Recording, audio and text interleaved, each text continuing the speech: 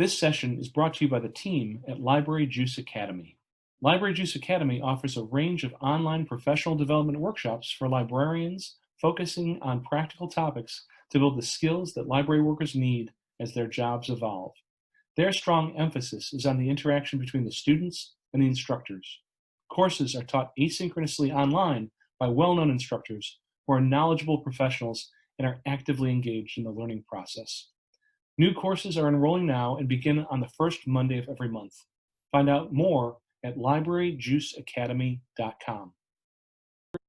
Thank you very much for having me, and I am delighted to be presenting to you today. I wish it were in person, but lots of things in our world are changing, and obviously your world is changing more than many. Thank you for the enormous contribution that you make and the great change. And I want to say I love working with Patrick in every library, and I think that you all are doing tremendous work. My name is Celinda Lake. I am a partner in Lake Research Partners. We are a multi-purpose polling firm. We do all kinds of polling. We do focus groups and qualitative work and one-on-one interviews. We do online surveys. We do in-person work, but we do surveys over the phone and over the internet, and cell phones and texting. So we do it all. We test media, and we look at lots of kinds of things. We look at where people are on different issues, how things are affecting them, what their mood is, whether they support ballot initiatives for libraries. And we've done a number of ballot initiatives with libraries and really have felt good about winning those initiatives even in tough times. So we would be delighted to work with you more, but today we're going to share with you some of the data that we know about the mood of the nation in the COVID and Black Lives Matter era. And all of these slides you will be able to get. And most of this is derived from national polling. Most of the numbers you see will have errors of plus or minus 4%. Most of the data that you're going to see is of voters. Now, obviously, as libraries, you're very interested in everyone's opinion, but most of the public data out there is on voters. So if we look at the next slide, you'll see that we're just getting started with the mood of the nation. And the next slide shows you this looking like America getting flatlining is America thinking the country is going in the wrong direction. And you can see a pretty precipitous decline in this year with COVID coming on board and recently. And really America thinks of itself as facing three crises: a health crisis, an economic crisis, and a crisis of protests and division. If we look at the next slide, you'll see that now this is all adults, not just voters, but people in general give the president pretty negative job performance ratings. And both men and women are now negative.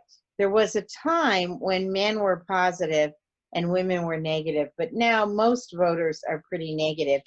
It does differ by party. Republicans think he's doing a good job. Democrats think he's doing a terrible job.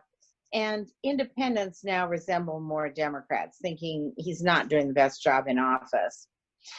If we look at the next slide, people are enthusiastic about the 2020 elections. Men a little bit more enthusiastic, and older voters more enthusiastic, and partisans more enthusiastic. So for progressives and Democrats, there's definitely a need to get out our vote, particularly with people of color, particularly with millennials. And for both parties, they're going to have to work to get independent voters out. And of course, you have a whole new layering of the complications of voting in person versus vote by mail. Some jurisdictions still, it's hard to vote by mail. Some jurisdictions, people are very unfamiliar with vote by mail, even though that's been made available. So one of the things about this election is that there's a lot of uncertainty about who will actually turn out to vote. If we look at the next slide, you can see that in the election, Donald Trump is behind Joe Biden, and the polls vary a lot in the margin, but every poll now shows Joe Biden ahead of Donald Trump. There is a gender gap. And in this poll, you saw men starting to creep up and now for the first time being split and not for Trump, but women being overwhelmingly for for Biden. And in fact, there's a huge gender gap now.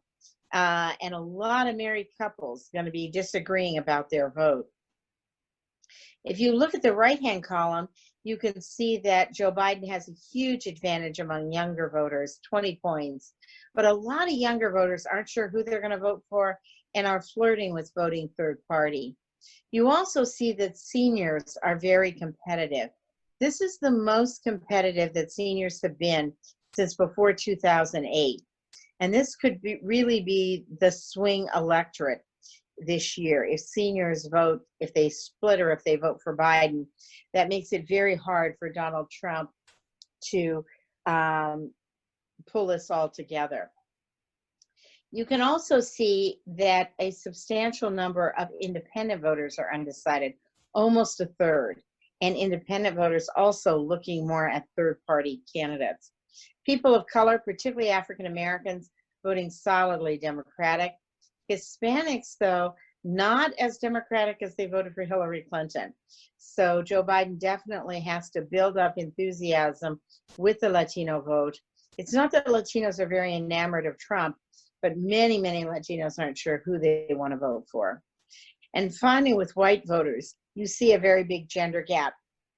White women, whom Hillary lost in 2020, now leaning slightly toward Biden, white men leaning more toward Trump. And that will be a source of division as well.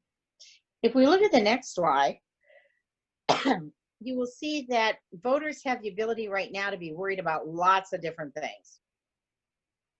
And as I mentioned, they really think we're facing three crises. The top issue is the economy, followed by healthcare, followed by coronavirus, police treatment of African Americans, racism, and immigration. And you can see here there are some issues that advantage progressives and Democrats: healthcare, racism, some issues that advantage Republicans like immigration, and some issues where people are really divided, like the economy. Traditionally, the Republicans have had a bit of an advantage on the economy. Now, with the impact of coronavirus on the economy, people are more uncertain. But it is important to note that we've never had a Democrat win the presidency without being tied or ahead on the economy. So watch those numbers as we come into the fall. Let's look about how the public feels about coronavirus then specifically, which is the lens through which a lot of things are viewed. You'll see that people disapprove of the president's handling of coronavirus. That's true whether you're a voter or not, and both men and women are pretty solidly negative. The issue here is that you're starting to see major regional differences in terms of how people think things are going on coronavirus. And then, of course, you have the whole new surge on the coronavirus. And in fact, what we're seeing now is people were trusting their governors, Republican or Democrat, the most. But now Republican governors are starting to come down in terms of their performance on coronavirus, particularly in some places like Texas, Florida, Georgia. And that's pulling the president's numbers down as well. In general, then, people are very concerned about COVID, thinking it has a major impact on health, on education, on crime, on the economy, and thinking the president is not doing a very good job. The biggest critiques of his handling of COVID are that he has no plan, that he is not listening to the experts enough, and that he has been driven mainly by his own ego, and that he's an erratic leader on it. That provides a pretty stark contrast with what people think about Joe Biden, like him or not.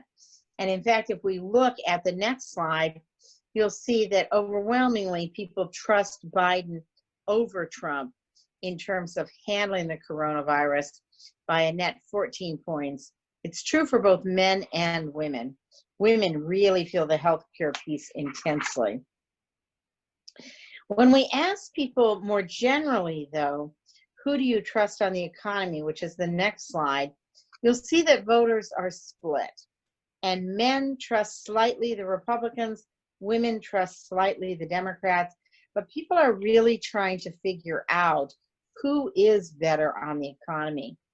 People think there are a number of issues. First of all, they don't blame the current economic crisis on the president. They think this is a pandemic, a worldwide event, a once in a lifetime event, and they don't blame him for the economy.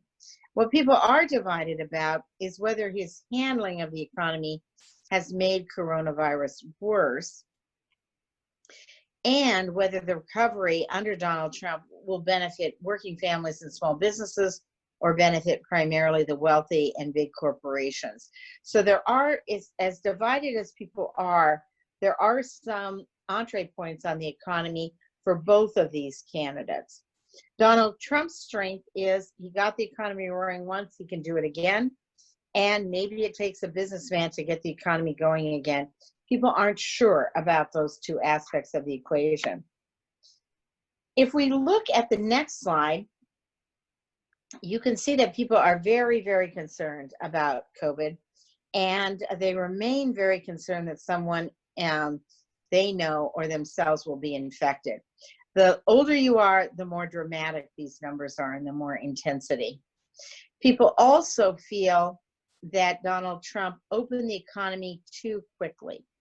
And that is a negative for him. They also think he opened it too soon.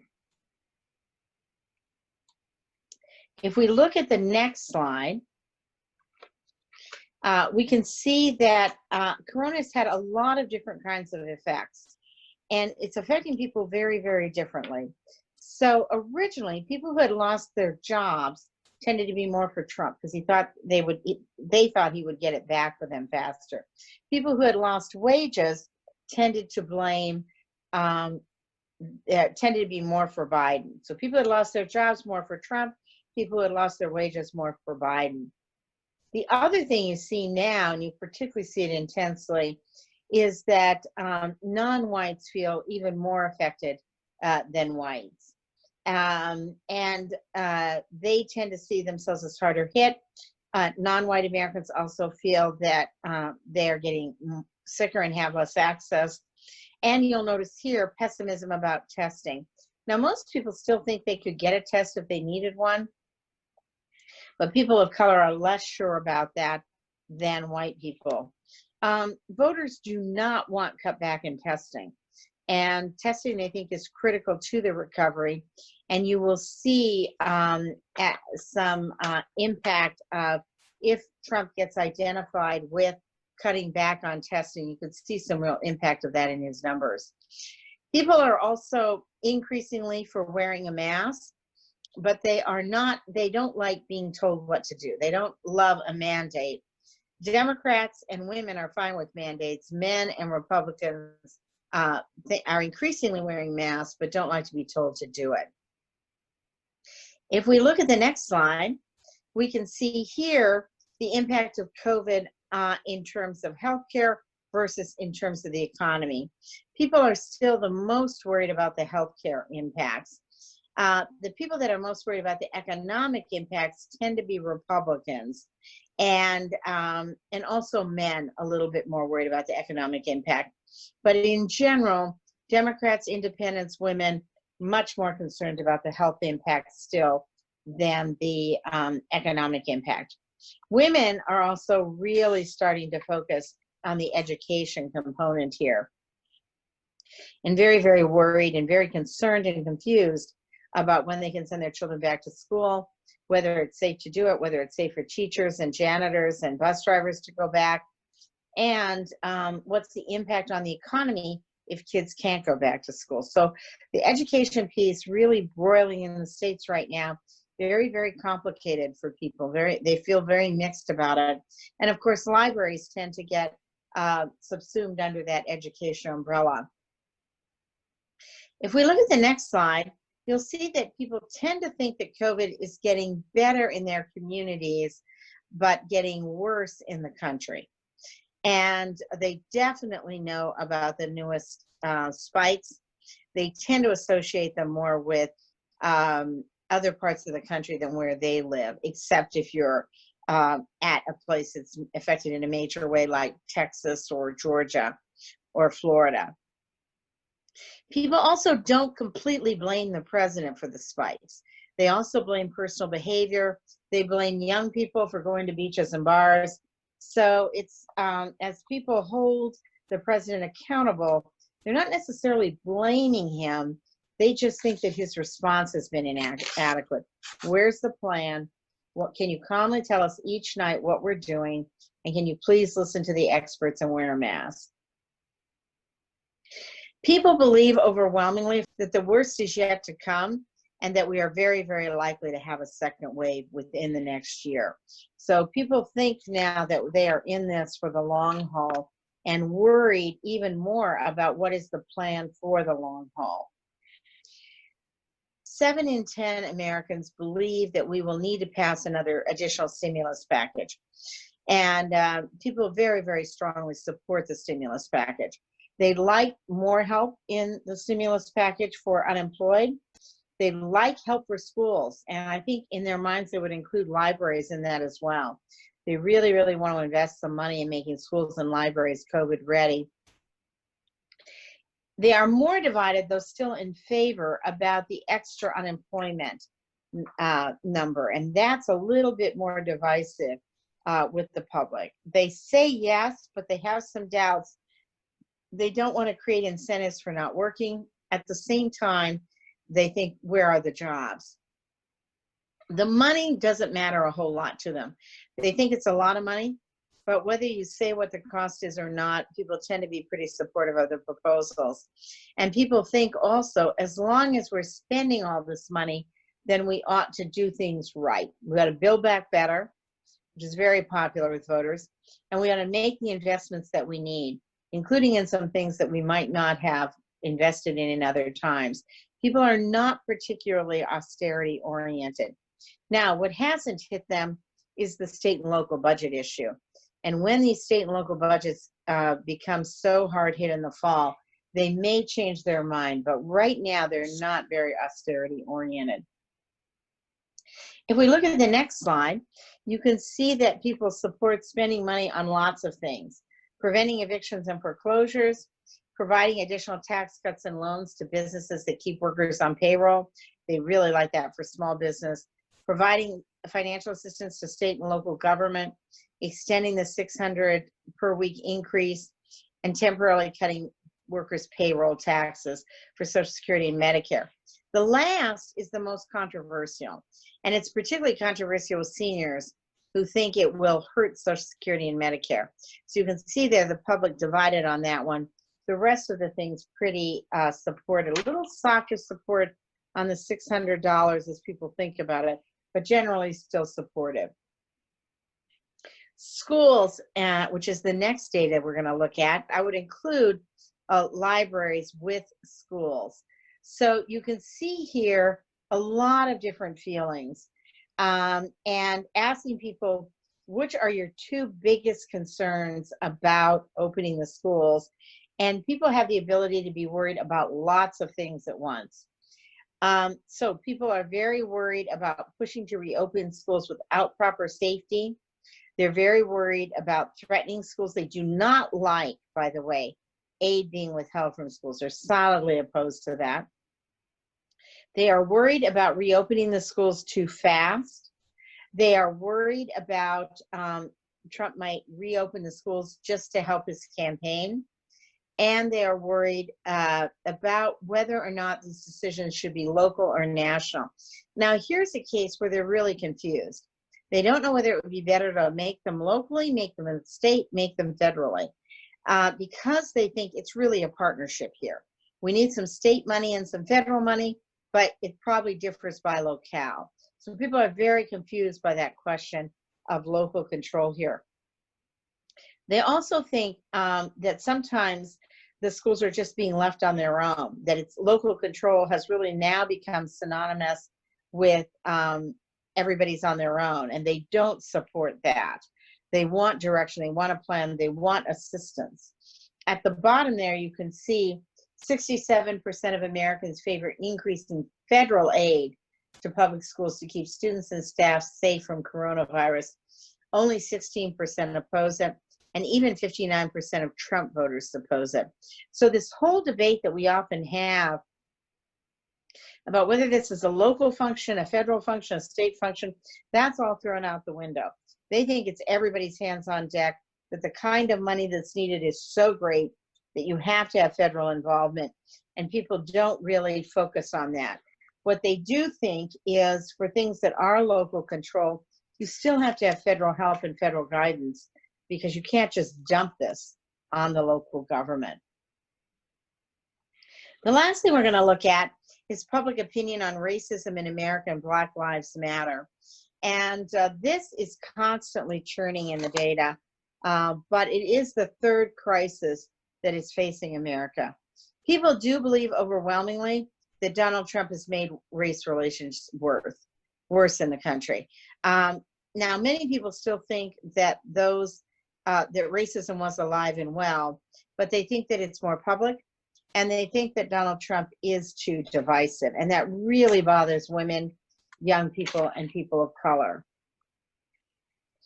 If we look at the next slide, we can see here that people overwhelmingly believe that police are more likely to use deadly force against Black people, 57%, only 36%, and 36% say race has no impact here. That is very dependent on your race and on your age. If you are under 50, if you are a Democrat, or if you are a person of color, these numbers are almost 100%, that it is more likely to happen against a Black person.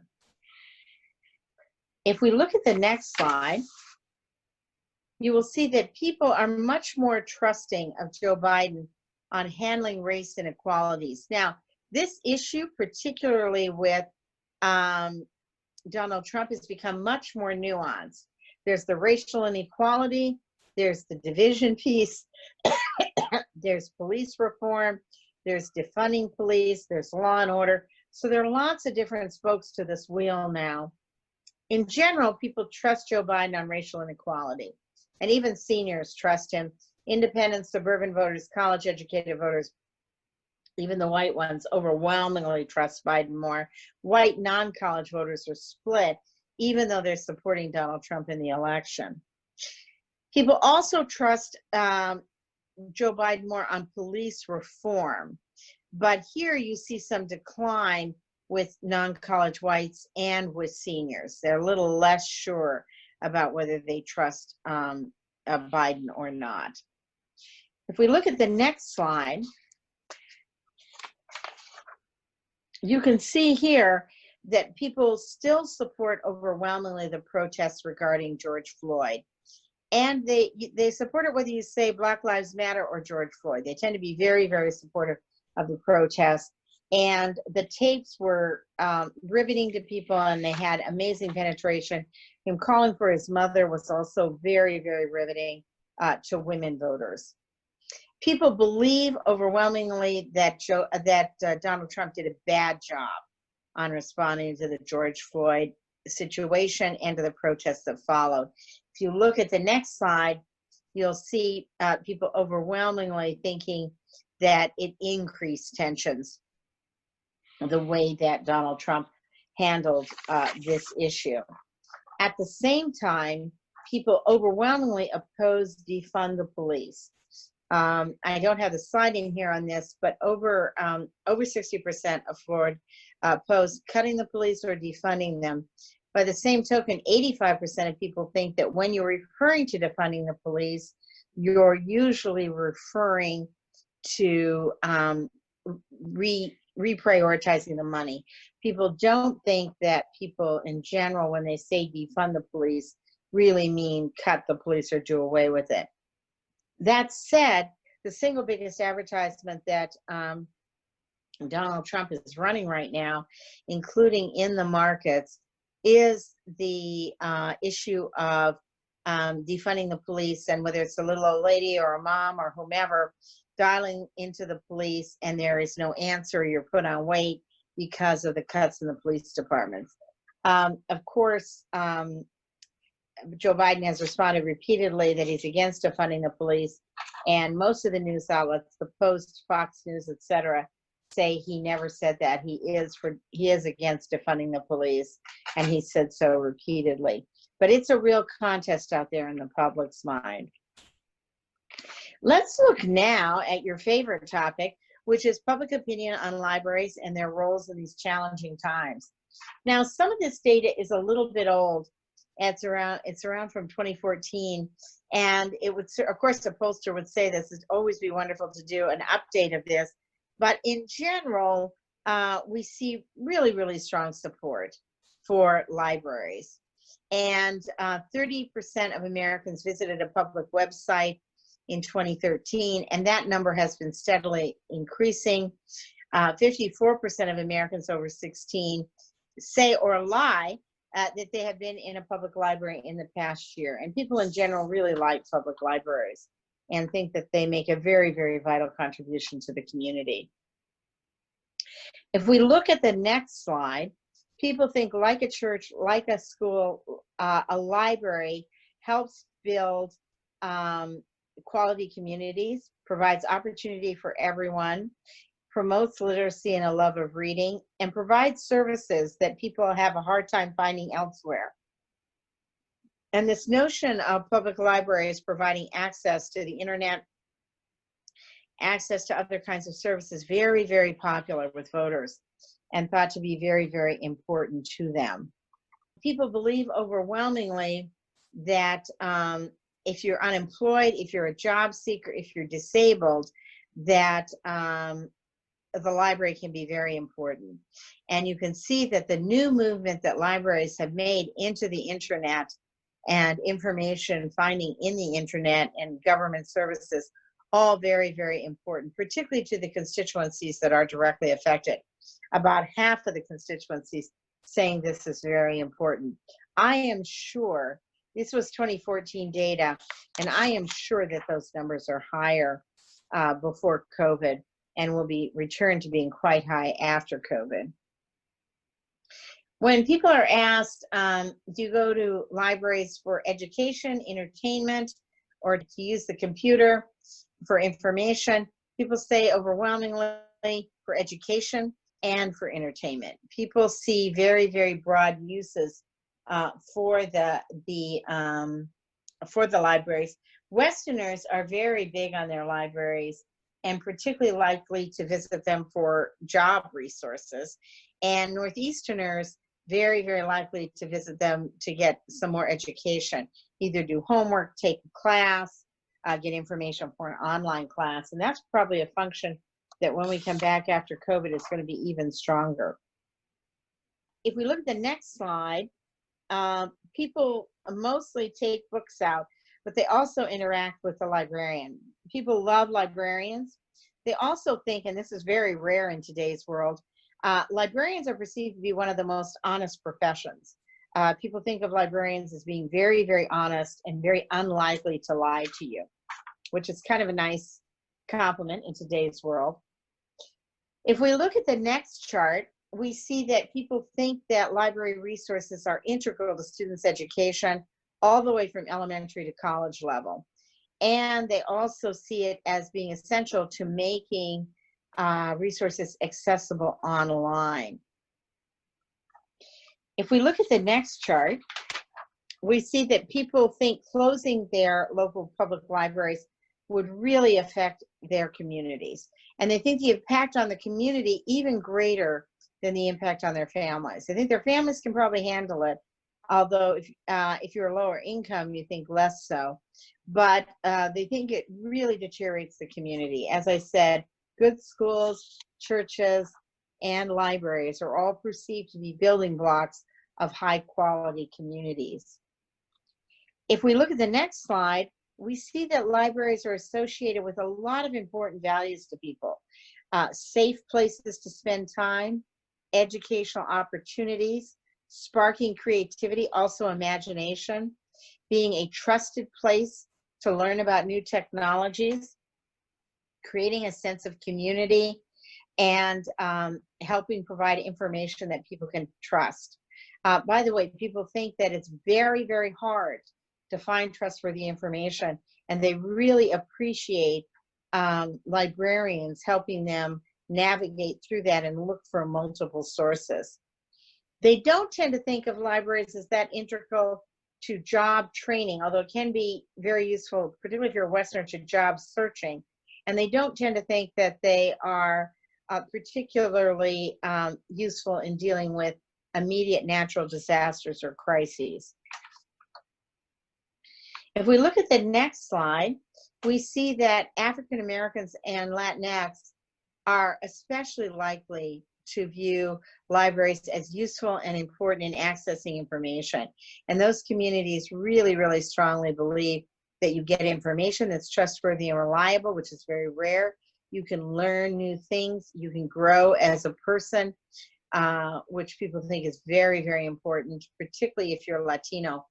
You think that's very important. So there are lots of things, lots of sources of information, lots of aspects to learning and education associated with libraries, and all of those even more important to people of color. If we look at the next slide, in response to the 2008 crisis, state governments didn't include libraries in their budget priorities. And this is something to be vigilant about because this is the actual real data. This isn't polling data. Many of you know firsthand this data, but the point is that people want to include it. They also want to include libraries now because they think if we're spending all of this other money, we should definitely include libraries. And they see as a real nexus libraries and schools, or libraries and education. So an important nexus to develop in the current debate right now. If we look at the next slide, we can see that a lot of things are considered essential right now, and there are some partisan divisions. So Democrats and independents say the federal government has a responsibility, particularly in COVID, to make sure that everybody has internet connection and everybody has cell phone services. Republicans and independents who lean Republican tend to be much less supportive of those services. They support them, but they don't see it as particularly a government responsibility to provide them. Now, sometimes when some of the economic arguments, et cetera, are made, we bring over some of those independents who lean Republicans. But there is a partisan divide here on what is available through libraries and through the internet access they provide. This may be shifting as well. This is brand new data, April Pew data, but this may be something that evolves quite rapidly, particularly over the fall, as more people really try to deal with the education issues for their kids, as people try to entertain what they're going to do in terms of their kids who are in college or post-high school training, getting training. So this could be evolving quite dramatically right now. If we look at the next slide, and this is the Pew data, this is really, really interesting because we see documented, and of course you didn't need this documentation, so you know it firsthand, but you see that there are really two poles to access to the internet. There is the pole of everybody's lower income, but there are both rural lower income and urban lower income who have very high proportions who do not have access to the internet.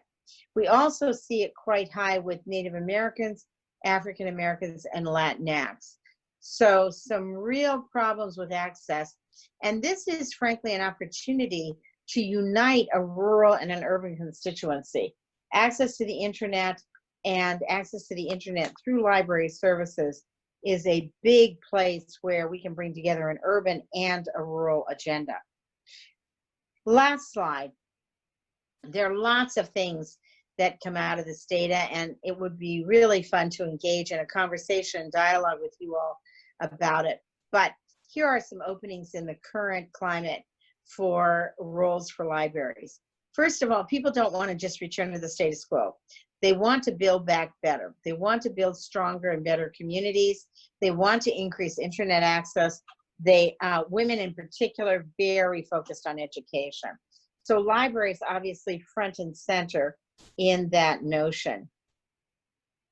Many people are struggling to have access to the internet, and people don't necessarily volunteer it, but they find it very believable when you talk about families having, 5 people in the family and 1 smartphone or 2 smartphones. So they're very oriented toward access to the internet and public investment in that. People are also very into funding for education, and they want to do it in 2 ways. They want to do a record investment, history-breaking investment in education, and that includes schools, teachers, safety, and I would assume libraries, although we haven't tested it. They also want to make sure that this is an opportunity to deal with inequality, and they really want to support education policies that alleviate racial inequities, that are available as equalizers for kids, no matter what their zip code, no matter what their family's income, no matter what their background. And that's a place where I think libraries really can have a strong narrative. And finally, people of color and low-income Americans are often underutilized as a constituency for libraries. They are very supportive of libraries. They want more libraries in their communities.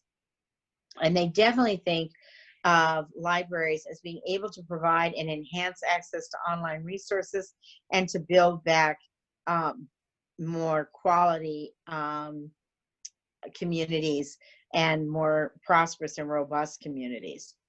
So lots of different places to come into this, and that's kind of the a real quick tour of the landscape and the data out there.